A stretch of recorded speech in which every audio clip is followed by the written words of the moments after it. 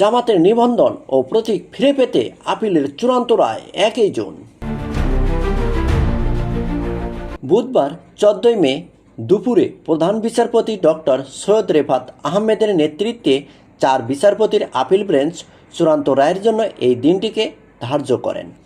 তবে এর আগে বিগত স্বৈরাচার আওয়ামী সরকারের শাসনামলে একমাত্র রাজনৈতিক দল হিসেবে নির্যাতিত বাংলাদেশ জামাতে ইসলামীর নিবন্ধন ও প্রতীক দুটোই কেড়ে নেয় বাংলাদেশ আওয়ামী সরকার।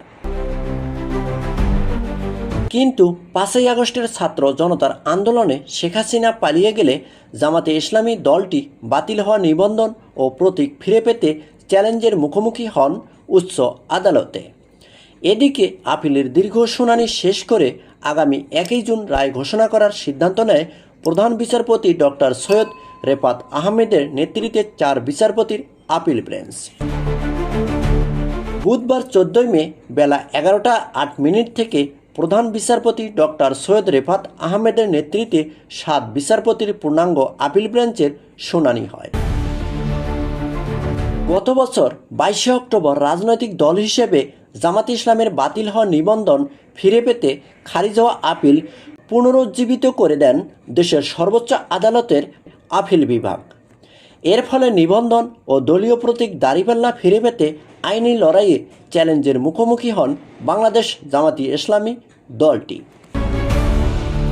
প্রধান বিচারপতি ডক্টর সৈয়দ রেফাত আহমেদের নেতৃত্বে 4 বিচারপতির আপিল বেঞ্চ এই আদেশ দেন।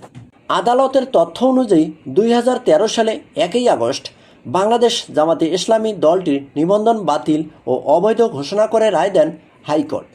এরপর 2018 সালের 7 ডিসেম্বর বাংলাদেশ জামাতে ইসলামের নিবন্ধন বাতিল করে প্রজ্ঞাপন জারি করেন নির্বাচন কমিশন ইসি।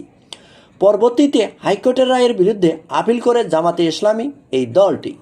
তবে হাইকোর্টের রায়ের বিরুদ্ধে করা আপিলের শুনানিতে জামাতের মূল আইনজীবী উপস্থিত না থাকায় গত বছরের নভেম্বরে তৎকালীন প্রধান বিচারপতি ওবায়দুল হাসানের নেতৃত্বাধীন 6 বিচারপতির আপিল বিভাগ ডিসমিস করে ডিফল্ট বলে আপিল খারিজের আদেশ দেন। ফলে রাজনৈতিক দল হিসেবে বাংলাদেশ জামাতে ইসলামের নিবন্ধন অবৈধ ঘোষণা করে হাইকোর্টের দেওয়া রায় বহাল থাকে। এদিকে আবার বৈষম্যবিরোধী ছাত্র জনতার আন্দোলন চলাকালে গত 1 আগস্ট জামাতে ইসলামী ও ইসলামী ছাত্র শিবিরকে নিষিদ্ধ করার ঘোষণা দেন শেখ হাসিনা সরকার।